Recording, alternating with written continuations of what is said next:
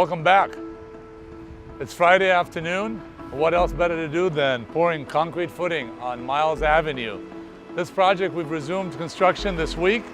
It took us about 4 months to pull permit. Very happy that we were able to pull it. There's a lot of debris back there because we just moved the stuff around for the concrete truck to pull in. We're pouring about 14 yards of concrete. So my task today as the general contractor, I was going around measuring, making sure that all these hold down rods, they're all 16 inches above. They have them around openings and shear walls. And we put brackets on them. The brackets are usually about 4/7/8 of an inch wide. So we're short about 4 yards of concrete. The truck can only carry 10, so we'll be back for that. Hopefully we'll be done today. Quickly, what we're gonna do here is probably gonna start the subfloor. We're gonna lay the floor plate on a Monday. We're gonna lay all the joists. We're gonna lay the girders, and we're gonna hang the joist off of the girder that sits on these posts and these big footings down there. And once that's ready, then we're ready to set the house down, and then we need to do our rough plumbing. The only thing we gotta worry about is sewer. And we started scoping for the sewer. We're on like a rabbit chase here. We're just digging wherever we can. There's a unique thing for you. You don't see that very often, a gas line going right through the middle of the sewer line. Check that out.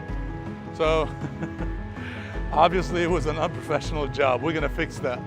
So this is kind of the manhole for the sewer line, and it's really not clear. The city doesn't have good as-built, so you can see that this goes over there, this goes over there. So we made a decision. We buried our entry point in here. We created a sleeve. We put an entry point right here, and then we're gonna pull the line from there into that house this way. Anyway, so timing-wise, we're looking to finish up framing once this thing comes down in about a week and a half. Then we're gonna rip everything out and basically frame new structure, new siding, new roof. So this is a good point for you guys to visualize. We're gonna shift this ridge. This is the current profile of the house. We're actually shifted the ridge to be in the center of the house. So we're gonna tilt this. We're gonna put new trusses, new rafters, excuse me, and take it to the middle of the house, which is about 17 and a half feet, so that's 35 feet that way. And I think it's gonna look dynamite. And then we're gonna vault the ceiling inside the space there, perhaps with a couple of skylights to bring in more light to amplify the smaller footprint of the house. Again, it's gonna be 2-bedroom, 2-bathroom. If I direct your eyes to this area right here, we are out in the country here in Sonoma County. We're on well system, this pump.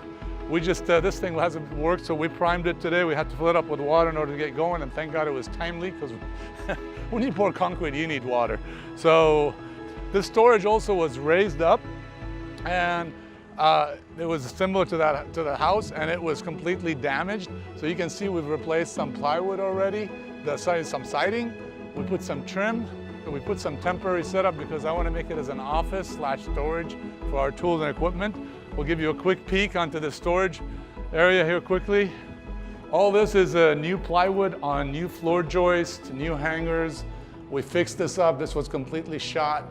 We set it back. We put a little ladder there, double posting some of the things. I don't know who did this structure, but there's point loads coming from the ridge down, and they just kind of go to nowhere. So we're just trying to catch that weight down.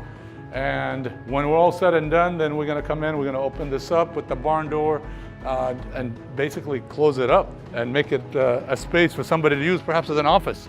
Thanks for tuning in. That's it for this week. We'll talk to you next time.